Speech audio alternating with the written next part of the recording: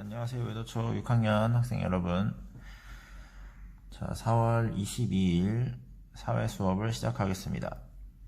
자, 우리가 지난 시간에는 4.19 혁명의 배경이 됐던, 직접적인 원인이 됐던 3.15 부정선거에 대해서 배워보고 개헌의 역사에 대해서 한번 살펴보았어요. 자, 오늘은 이제 4.19 혁명이 일어나게 된 경과에 대해서 배워보고, 그 다음에 이 4.19 혁명의 결과로 우리 사회가 어떻게 또 바뀌었는가, 그것에 대해서 알아보도록 하겠습니다. 교과서는 12페이지와 13페이지를 보도록 하겠습니다. 자, 지난 시간에 3.15 부정선거에 이제 저항을 해서 4.19 혁명이 나왔다고 했는데, 자, 이 3.15 부정선거를 두고 그 앞에 일어났던 또 한 가지 큰 사건이 있어요. 그게 바로 1960년 2월 28일 여기 대구 학생들이 주도가 된 대구 학생 시위입니다. 이 대구 학생 시위가 어떤 것이냐면, 이제 여러분이 나중에 혹시 보게 될 인물이지만, 여기 이 인물이 장면이라는 인물이에요. 이 사람이 어떤 사람이냐면, 이제 이승만 대통령이 3.15 부정선거 당시에 대통령으로 나왔었죠. 근데 대통령 말고 이 사람은 이제 밑에 있는 부통령 후보로 나온 사람이에요. 자, 부통령 후보로 나온 이 장면이란 사람이 대구에 이제 자기가 출마하겠다고 유세를 나갔었는데, 그 유세를 방해하기 위해서 이승만 정부에서 이 대구 고등학생들로 하여금 이 장면 후보의 유세를 보지 못하게 이제 어떤 조치를 취합니다. 그래서 그것에 분노한 대구 고등학생들이 이제 시위를 벌였고, 경찰들이 출동을 해서 그 학생들을 제압하게 됩니다. 자, 그리고 이제 근데 이 당시에 대구 시민들이 학생들의 시위에 대해서 굉장히 많은 응원을 했고, 학생들을 이제 폭력으로 진압했던 경찰들에 대해서 굉장히 항의를 많이 했기 때문에 학생들은 별다른 처벌을 받지 않고 이제 풀려나게 되죠. 자, 아무튼 시민들의 분노는 이제 그때부터 차근차근 쌓여오기 시작합니다. 그 이후에 이제 3.15 부정선거가 진행이 되자, 이제 여기서 광주와 마산에서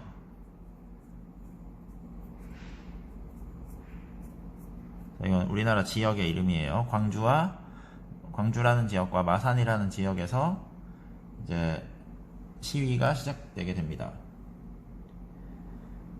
이제 마산에서 어떤 일이 있었냐면, 마산의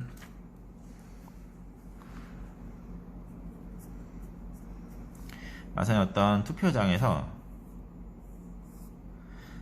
이제 어떤 투표함을 두고 이승만 측과 그 다음 이승만에 반대되는 세력, 장면 이 측에서 이제 이 장면 측에서 이 투표함이 뭔가 이상하다고 항의를 합니다. 그러니까 이승만 측에서는 이제 이상이 없으니까 그냥 나가라, 이런 식으로 서로 실랑이를 벌이다가 이 투표함이 엎어지는 사건이 생겼어요. 근데 여기가 원래 그 여러 개의 투표함들이 있다가 넘어지면서 그 안에 있던 가짜 투표지들이 이제 쏟아지게 된 거죠. 이제 그것을 옆에서 본 시민들이 굉장히 이제 이게 부정선거라는 확실한 증거가 눈에 보이니까 시위를 시작하게 됩니다. 그래서 시작된 게 이제 마산의거라고 하는데요.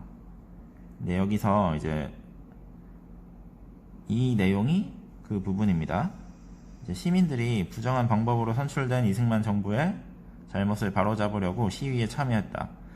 마산에서는 시위에 참여한 많은 시민과 학생들이 경찰의 폭력적인 진압으로 죽거나 다치는 일이 일어났다. 특히 이 시위에 참여했다가 실종된 고등학생 김주열이 마산 앞바다에서 죽은 채로 발견되자 시민들과 학생들의 시위는 더욱 확산되었다라고 나와 있습니다. 자, 여기서 이제 시민들이 시위를 하던 중에 보통 시위를 하면 마산에서 가장 대표적인 행정기관이 시청이죠. 마산시청으로 이제 시민들이 몰려가는 중에 경찰들이 이 앞에 이제 바리케이트라고 합니다. 어떤 벽을 치고 지나가지 못하게 막고 있는 상황에서 이제 다가오는 시민들에게 이제 총을 발사하게 돼요.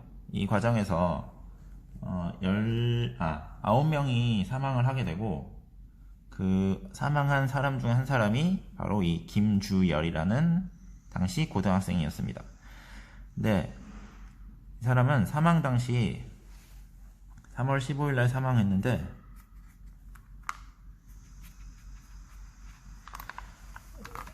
이 경찰 측에서는 이 사람을 실종이라고 처음에 보도를 했어요.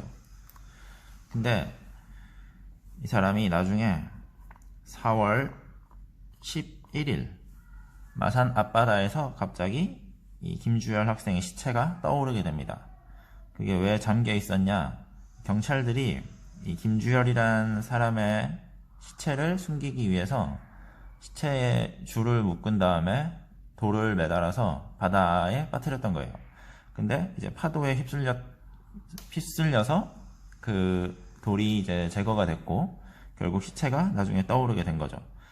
근데 이것을 이제 시민들이 보게 되자 이제 시민들의 분노는 극에 달해서 이제 그 전국적으로 이 사건이 이제 언론을 통해 퍼지게 되었고 전국의 모든 시민들이 이승만 정부에 대한 분노로 전국적인 시위가 시작되게 됩니다.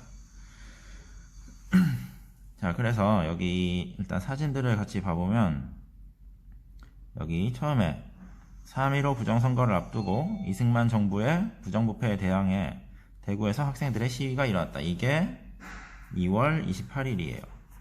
그 다음에 여기 3.15 부정선거를 비판하는 시위, 이게 3월 15일 날 마산의거. 그리고 3번에는 4월 19일 전국에서 많은 시민과 학생들이 시위에 참여했다라고 나와 있는데 이전에 4월 18일 고려대 학생들이 주축이 돼서 고려대에서 시위가 시작됩니다. 그리고 이게 전국적으로 퍼지게 된 게 4월 19일이에요. 그래서 이 혁명을 4.19 혁명이라고 부릅니다.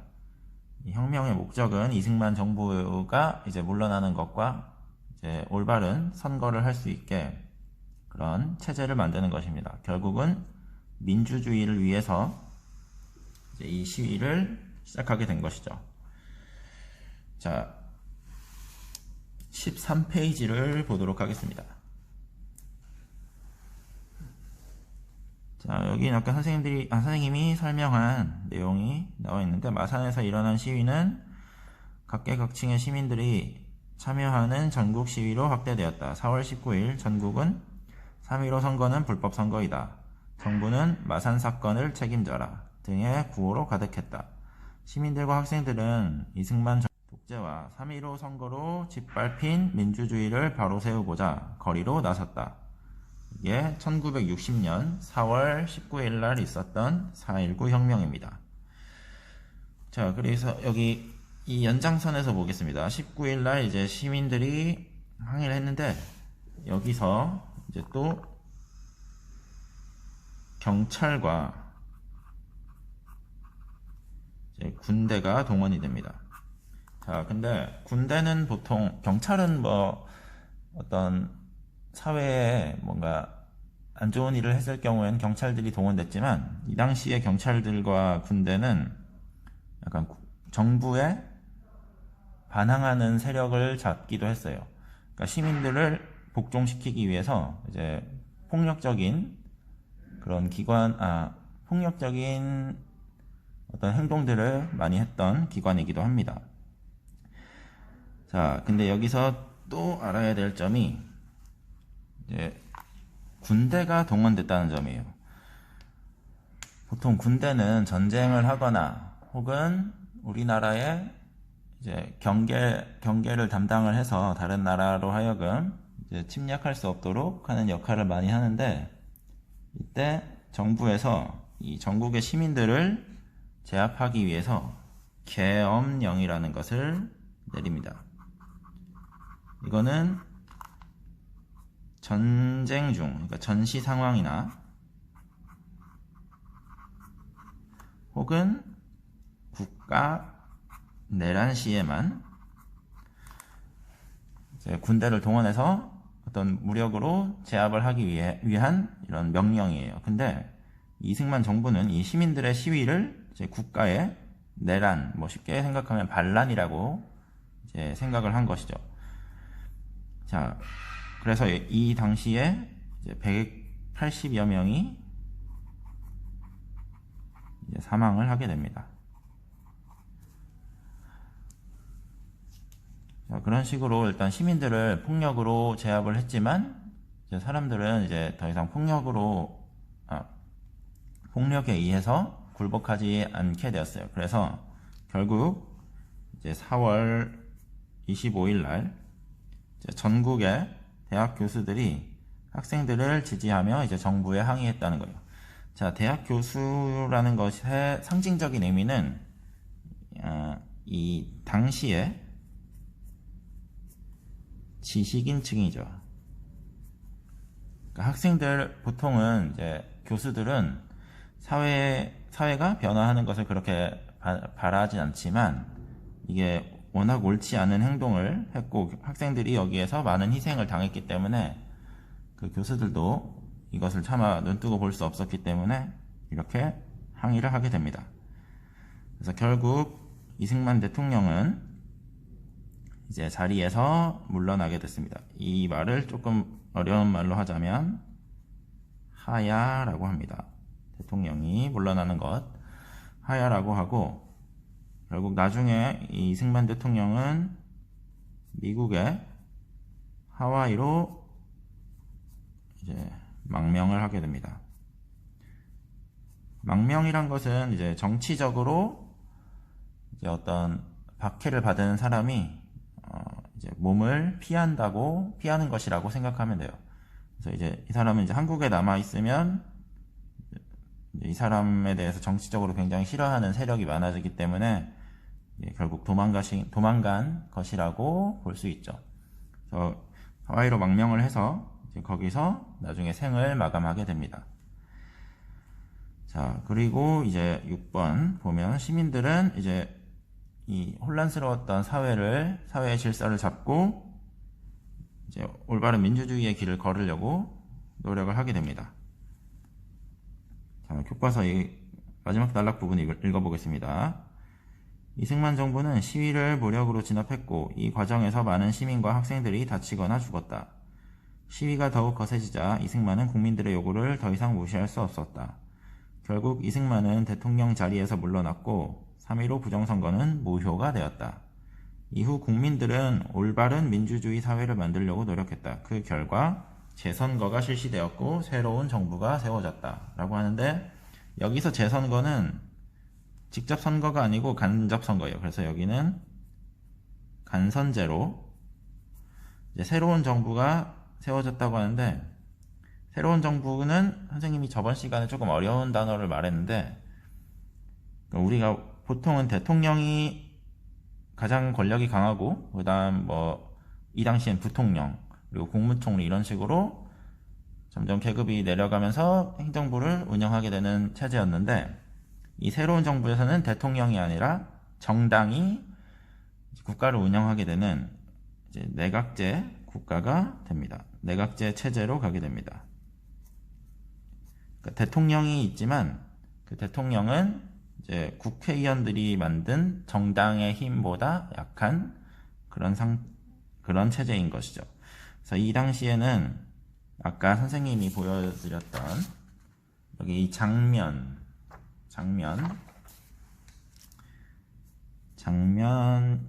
국무총리가 돼서 이 내각을 이제 장면이 국무총리로 하는 내각제가 운영이 됐고 이때 이 간접선거 제도에 의해서 이 대통령이 없다는 말이 아니에요. 있지만 대통령제보다 힘이 약하다는 말이에요. 이 간접선거에 의해서 간접선거는 그 당시 국회의원들에 의해서 윤보선이라는 대통령이 당선이 됩니다. 이 사람이 4대 대통령이에요. 그래서 이런 체제가 이제 수립이 됩니다. 근데 나중에 이제 그 다음 시간에 배우겠지만 이 체제는 그리 오래 가지 않습니다. 약 10개월 만에 이제 끝이 나게 됩니다. 그 내용은 이제 다음 시간에 배울 것이고 우리는 이 정도만 이승만이 4.19 혁명으로 인해서 물러났고 그 결과 이제 이렇게 새로운 국가의 체제가 완성이 됐구나. 이 정도만 알아두시면 됩니다. 자, 그래서 다음 장을 보겠습니다. 자, 4.19 혁명 과정에서 많은 시민과 학생들이 희생이 되어 민주주의에 대한 국민들의 관심이 높아졌다. 4.19 혁명을 계기로 민주적인 절차와 과정을 무시하고 들어선 정권은 국민 스스로 바로잡아야 한다는 교훈을 얻게 되었다. 이제 시민들이 이제 민주주의라는 것이 점점 이제 시민들의 인식 사이에 자리 잡게 되는 그런 계기가 됐던 아주 우리나라 역사의 큰 사건이 이렇게 마무리가 됩니다. 자, 교과서 속으로를 보게 되면 이제 여기 아까 4.19 혁명에 전국적으로 참여를 했다고 했죠. 거기에는 이제 중고등학생뿐만 아니라 물론 대학생도 당연히 참여를 했고 초등학생까지도 참여를 했습니다. 근데 여기 보면 수송국민학교 전한승이라는 어린이가 이 시위 현장에서 경찰이 쏜 총에 맞아서 사망을 하게 됩니다.